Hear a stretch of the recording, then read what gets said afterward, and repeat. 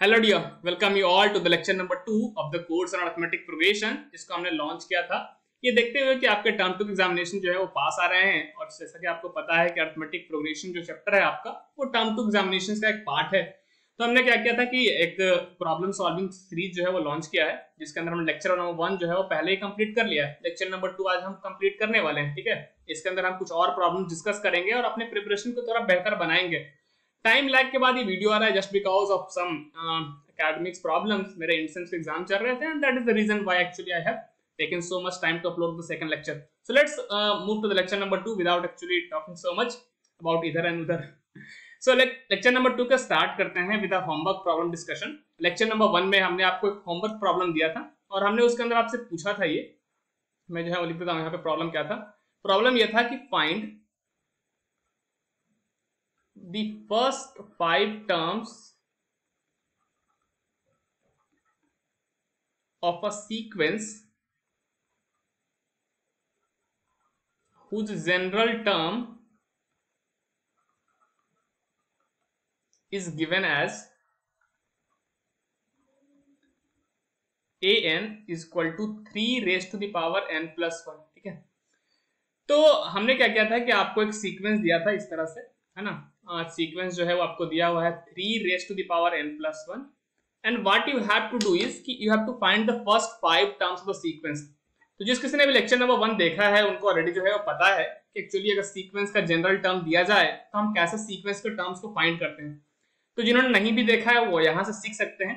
जब कभी भी हमें सीक्वेंस का एक जनरल टर्म दिया हो, दिखा था ना, आपके सामने लिखा हुआ है an is equal to something, तो इन टर्म्स ऑफ n कुछ लिखा हुआ है ना, तो यही जो है वो आपका जो है वो कहलाता है expression for the general term. जिसको नहीं पता है वो लिख लें भाई, है ना, कि ये जो है आपका वो जनरल टर्म का एक्सप्रेशन दिया हुआ है आपको, ठीक है।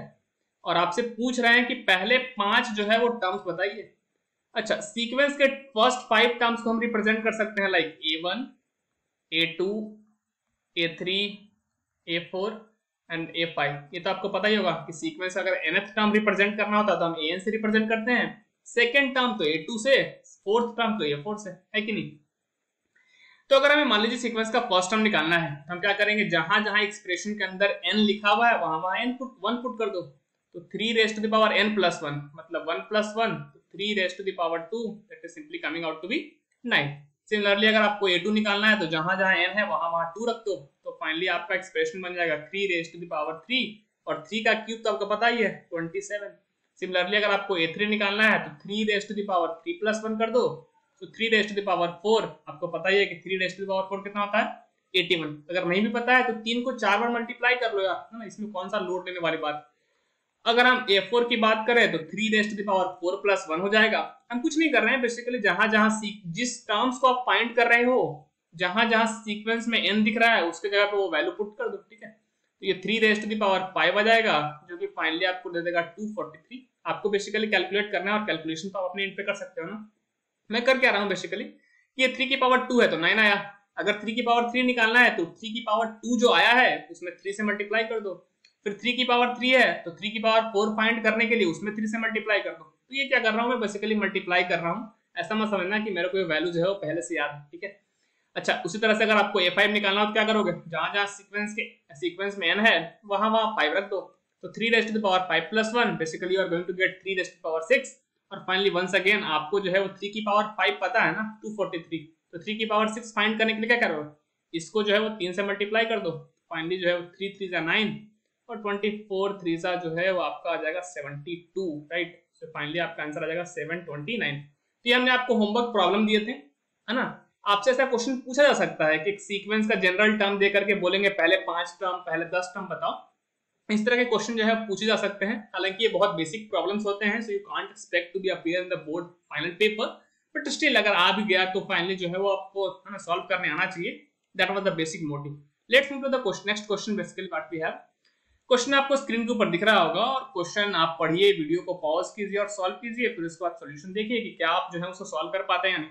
क्वेश्चन अगर आप गौर से देखोगे तो क्वेश्चन क्या है, if 8th term of an arithmetic progression is 0, कहता है कि एक अरिथमेटिक प्रोग्रेशन है, उस अरिथमेटिक प्रोग्रेशन का 8th टर्म जो है वो 0 है, तो फाइनली आपको समथिंग प्रूव करने को बोला है। और प्रूव करने को ये बोला है कि 30th टर्म जो है वो फाइनली जो है वो ट्रिपल होगा, है ना।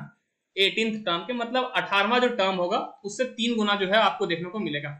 और राइट, सो चूंकि हमें बोर्ड का फाइनल पेपर देना है तो you must have an idea about how to present your solution, right. केवल ऐसे ही कैलकुलेशन करके अगर दे दोगे तो 1-2 नंबर तो वहीं पे खा जाएंगे चेक करने वाले। तो हम क्या करेंगे, यहाँ पे सीखते हैं कि कैसे हम अपने सॉल्यूशंस को जो है बेहतर तौर पे प्रेजेंट कर सकते हैं। तो चूंकि अरिथमेटिक प्रोग्रेशंस की बात करी है उन्होंने, तो सबसे पहले बिना सोचे समझे हम सिंपली एक स्टेटमेंट लिख देंगे कि अरिथमेटिक प्रोग्रेशन है तो कोई ना कोई फर्स्ट टर्म होगा और कोई ना कोई कॉमन डिफरेंस होगा। So let a be the first term, let a be the first term and d be the common difference of AP, है ना। आई होप आपको ये लैंग्वेजेस लिखने आती होंगी, अगर नहीं आती है तो फिर भी आप सीख लो ना, अभी टाइम तो है, तो अभी ही सीख सकते हो, उसमें कोई दिक्कत वाली बात तो है नहीं।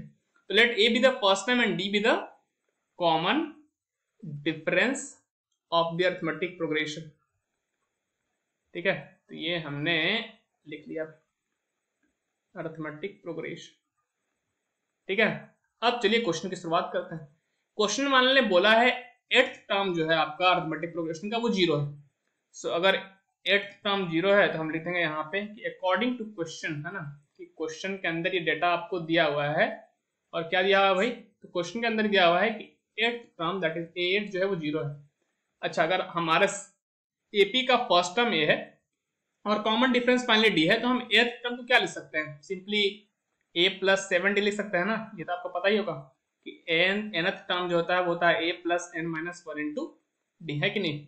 तो अगर आप यहां से देखेंगे तो आपके पास a और d में कॉमन, है ना, सिंपल सा एक्सप्रेशन आपको देख करके मिल गया, ठीक है, कि a इज इक्वल टू क्या होगा, -7d होगा। ये हमने कहां से कैलकुलेट किया, वो बेसिक सा इंफॉर्मेशन जो उन्होंने दिया था वहां से कैलकुलेट कर लिया। अब हमें ये प्रूव करना है कि जो अपना 38th टर्म होगा वो बेसिकली 18th टर्म का ट्रिपल होगा, ठीक है। तो हम क्या करते हैं, पहले 38th टर्म को कैलकुलेट करते हैं, फिर 18th टर्म को कैलकुलेट करते हैं और देखते हैं क्या ये रिलेशन जो है हमारा आ पाता है या नहीं आ पाता है। तो अब हम क्या करेंगे, 38th टर्म को कैलकुलेट करेंगे। Now 38th term that is a38, इसको हम रिप्रेजेंट कर सकते हैं like a plus 38 minus 1 into D, है ना, nth टर्म का फॉर्मूला लगाया बेसिकली। तो ये फाइनली आपके पास आ जाएगा a प्लस 37d। और अगर आप गौर से देखेंगे तो हमने एक रिलेशन निकाल करके रखा हुआ है कि चूंकि 8th टर्म 0 था ना, तो हमारे पास एक्सप्रेशन है a is equal to -7d। तो मैं इस a को यहाँ पे पुट कर दे रहा हूँ, तो -7d प्लस 37d। तो अगर गौर से देखोगे 37 में से अगर 7 जाएगा कितना बचेगा, 30। ये हो जाएगा 30 times of common difference. I hope आपको इसमें कोई दिक्कत नहीं होगी। अगर आप उसी तरह से 18th टर्म कैलकुलेट करें, ठीक है ना, अगर आप 18th टर्म भी कैलकुलेट करें, है ना, 8 ऐसे लिख सकते हो इसको आप, 18th टर्म जो है इसको ऐसे लिख सकते हैं, सिंपली a प्लस 17d लिख सकते हैं। चूंकि ये अपने को पता है -7d और प्लस में क्या आ जाएगा, अपने पास 17d आ जाएगा। सो अगर आप 17d में से अगर 7d सब्ट्रैक्ट करोगे तो ऑफ कोर्स ना आपको 10d जो है वो मिल जाएगा। तो हमने क्या बोला कि इसको इक्वेशन नंबर 3 बोल दो, ठीक है ना, और ये जो अपने वाला पहला पार्ट था इसको इक्वेशन नंबर 1 और इसको जो है इक्वेशन नंबर 2 बोल दो। तो अगर आप गौर से देखें तो 30th टर्म जो है वो 30d के बराबर है और आपका जो 18th टर्म है वो 10d के बराबर है ना। 38th टर्म जो है आपका वो 30d के बराबर है, ये हमने ऑलरेडी कैलकुलेट किया। और 18th टर्म जो हमारा निकल करके आया है वो 10d के बराबर आ गया है। तो अगर हमने इसको इक्वेशन 2 बोला है, इसको 3 बोला है, तो आप इक्वेशन नंबर 2 और 3 देख के बता नहीं सकते हो क्या कि जो अगर हम इसमें 3 से मल्टीप्लाई कर देना तो अपना ये 30th टर्म जो है वो अपना आ जाएगा, ठीक है ना। तो अगर हम यूज करें फ्रॉम इक्वेशन, देखो लैंग्वेजेस सिखा रहा हूँ लिखने के लिए, अदरवाइज ये प्रॉब्लम जल्दी से ही सॉल्व हो जाएगा, उसमें कोई दिक्कत नहीं है। But finally you also have to know ना how to present your solutions to get the some decent marks from the examiner, right. So अगर हम इक्वेशन 2 और इक्वेशन 3 का अगर हम यूज कर लें तो हमारे पास देखोगे क्या आ जाएगा कि 8/30 that is 30d is basically 3 times of 10d लिख सकते हैं ना। 30 को 3 इंटू 10 लिख सकते हैं और 10d तो अपना कौन है, 18 है ना। तो फाइनली अपने पास a जाएगा। तो हम यहाँ पे फिर लिख देंगे कि अच्छा हमने प्रूव कर दिया, hence 30th term of given AP is triple of 18th term of this AP, ठीक है। आई बस समझ में आता है कि जो अपना 30th टर्म है वो ट्रिपल है, ये तो हमें प्रूव करना था ना। क्वेश्चन देखो, क्वेश्चन ये था कि prove that 30th term is triple of 18th term. तो फाइनली हमने प्रूव कर दिया। ये हमारा क्वेश्चन जो है बेसिक डेवलपमेंट जो है हमारा दिख गया कि हाँ भी जो भी हमने सॉल्व किया है, क्योंकि प्रूफ करने वाला क्वेश्चन था ना, तो हमें पता होता है पहले से रिजल्ट क्या लाना है। तो अगर पहले से ही पता है रिजल्ट क्या लाना है तो वैसे क्वेश्चन सॉल्व करने थोड़े आसान हो जाते हैं, हम मिला जुला करके फाइनली आंसर जो है वो मिला देते हैं किस तरह से। So let's move to the question number 4 that we है, और इसको सॉल्व करके शायद हमारे पास टाइम इतना नहीं है कि हम आगे बढ़ पाएंगे, बट स्टिल मैं आपको एक होमवर्क प्रॉब्लम दूंगा जिसको आप सॉल्व करेंगे आज फिर से, और हम लेक्चर नंबर 3 के अंदर फिर से स्टार्ट करेंगे उस होमवर्क प्रॉब्लम का डिस्कशन के साथ, जैसा हमने आज किया लेक्चर 1 के प्रॉब्लम डिस्कशन के साथ, राइट।